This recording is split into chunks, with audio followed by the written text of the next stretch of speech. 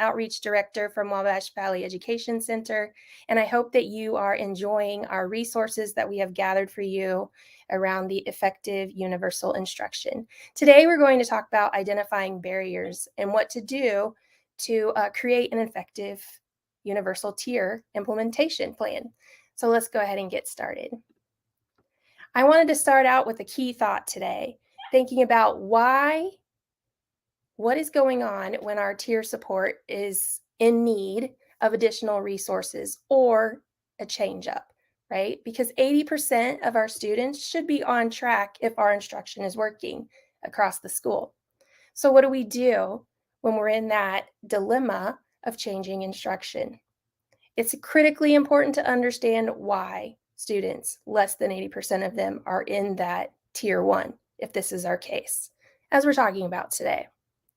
So jumping into that, let's think about what can we do. I like to think of it as the top 5. First, we need to take a look at our curriculum. What are we utilizing? What are we bringing into the classroom? Have we curriculum mapped with our teachers? And then secondly, we need to take a look at our assessments. What kind of assessments are we rolling out? In addition to that, I want to talk about formative assessments. Do we have formative assessments across grade levels to help us move our children forward to change our instruction? This allows us to be very responsive. And then our learning targets. Are they clearly identified? Remember, Cindy told us learning targets are not standards. Learning targets are what we can do to provide a goal in mind for our students and for our teachers moving forward in our instruction. And then talking about best practices. Do we have professional learning going on? Do we have the PLCs? Are teachers given time to collaborate, network, and share ideas? Are we learning more, right? Are we moving forward in our instructional and practices? Can we see it through student engagement? And then lastly, as the administrators, the leaders of our area, we need to make sure that we are providing time for our teachers, our educators, for them to get together and collaborate. These top 5 will go a long way into creating a system of support that is effective, where over 80% of your students will be successful. How do we dig into that and tackle it? Because just like any goal, we want to have bite-sized action steps, and we want to celebrate our success along the way. We will go ahead and dig into that by focusing on a few questions at a time and creating a simplified plan of instruction, how we will tackle that. I love to call them the bite-sized action plans. We'll create a set of priorities, focusing in on, our students are really struggling with written response. How can we move forward in tackling that? And then we'll dig deep into specific practices. So for example, constructing student response, there are tips and tricks out there and available to help you all develop vertical alignment and common language, expectations across grade levels, right? So that students are successful with constructed response. And then we want to organize all of this work in a logical way. So I love to bring on my the people on our team that love to create the data charts and the data maps and the organization of the flow chart. Those are the ones you want to bring in to organize all of this information that you're analyzing. And then we like to have a riot. What do I mean by that? Well, in the book, they clearly define where we review. We take a look at all of our data, we review our instructional practices, and we focus on the strategies that are going to work. And then we take a look at what's going on in our grade levels with our teachers by even interviewing students. And we use our walkthroughs for purposeful observations to see if we're being effective in the strategies that we're implementing. And then lastly, we roll out that test to see if things are working and moving forward.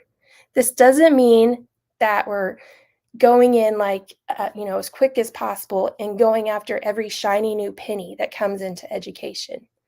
No, this is a logical, ordered, systematic, explicit plan, if you will, to help us reach our target, which is to have over 80% of our students successful. So the top 5, once again, we want to focus in on our curriculum. What does it look like? What are we doing? What are we using as our resources? Are our assessments matching, beginning with the end in mind? And do we have clearly defined learning targets? What instruction is taking place in our classroom and how are we helping each other? What does student engagement look like? Are we seeing the benefits of that student engagement? And then, as always, number one priority as an instructional leader, making sure we're providing collaboration and professional learning time for our teachers so that they can share, network, and meet other experts in the field to help them grow. Now, we often think about when I'm going through with this action plan, am I seeing success? And success, as we know in education, may take years to see, right? And so then how can we measure milestones along the way? We may take a look at practices and we have a low level of consensus among our staff to move forward. And so that is a success. How many of our teachers are on board with the practice and implementing it? And then lack of professional learning. What can I do as the instructional leader to make sure that my teachers are receiving adequate support in the areas that we have targeted? Who am I bringing in? What kind of coaching do I have in place? It's not just a one and done opportunity, but teachers are actually feeling supported as they implement these new strategies. That is another success tip. Looking at the tools that are needed to implement the strategies that we have on our action plan. Do we have those in place? Do we have those purchased? And have we received adequate training on how to use them? And through our walkthroughs, do we see teachers implementing, right? Another piece of success that we can celebrate. And then sometimes we take the lack of initial success with students as an indicator that something's not working. And we, in intervention with the MTSS model, like to wait at least 9 weeks, right? So give yourselves 9 weeks of everyone on board, everyone using the same common language, everyone moving forward with the same game plan in mind, and then assess where you're at.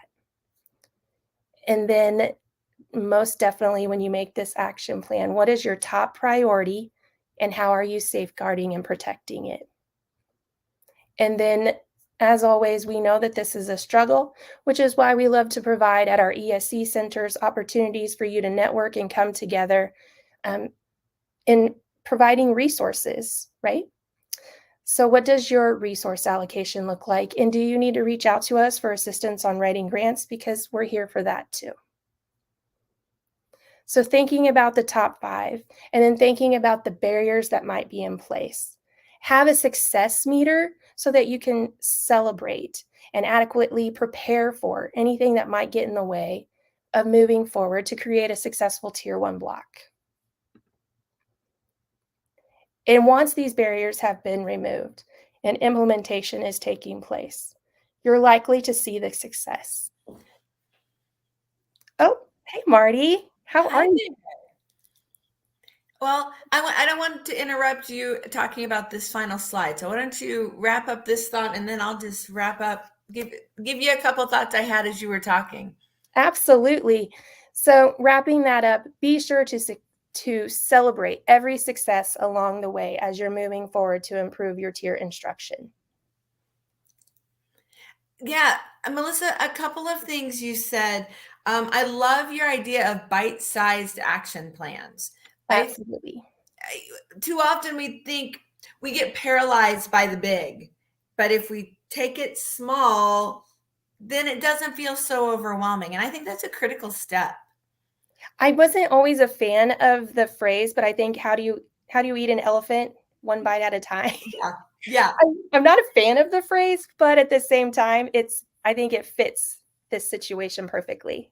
I think so too. And also it goes, I didn't realize this when I wrote down the thought as you were talking, but it goes right with the next thought I wrote down. The importance of celebrating milestones along the way. You made the point that sometimes success can take years to Yes. see. And that's a long time to Yes. wait to celebrate. But if we create these bite-sized action plans, we're by default creating mini milestones that we can celebrate along the way. And that's so crucial to changing this process because it's not easy. we've both been through a similar situation, I'm sure, where we've had to change instruction, and it takes time. Absolutely. And actually, Melissa, it's like we listened to the same presentation. Because give yourself time was my third takeaway, that this is not going to come quick. And I liked, you said you needed to give yourself a solid 9 weeks. And I kind of chuckled in my head thinking, thinking just my classroom, which is a much smaller scale than a whole school or a whole district. But I'm not sure I gave myself 9 days. Nope. And you're not alone. We all do that to ourselves. But I'm like, if I think about this and I'm going and I'm exercising, and I have a goal weight of losing 10, 15 pounds, I'm not going to lose that immediately. And if I do, there's cause for concern, right? Right.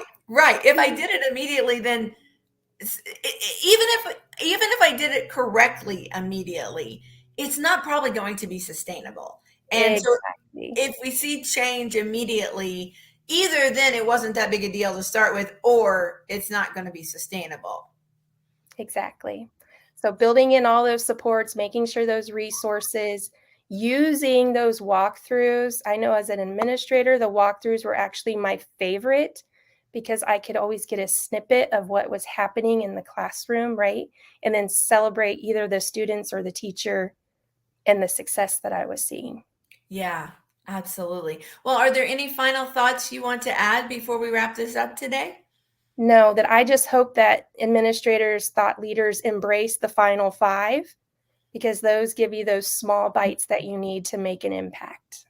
Yes, I completely agree. Well, thank you for presenting chapter 5 for us. Chapter 6 will come along in just a couple weeks, which is action planning to address those barriers. We know the barriers are there. So what steps are we going to take to address those? So thank you for your time today, Melissa. Absolutely. Thank you, Marty. Thank you.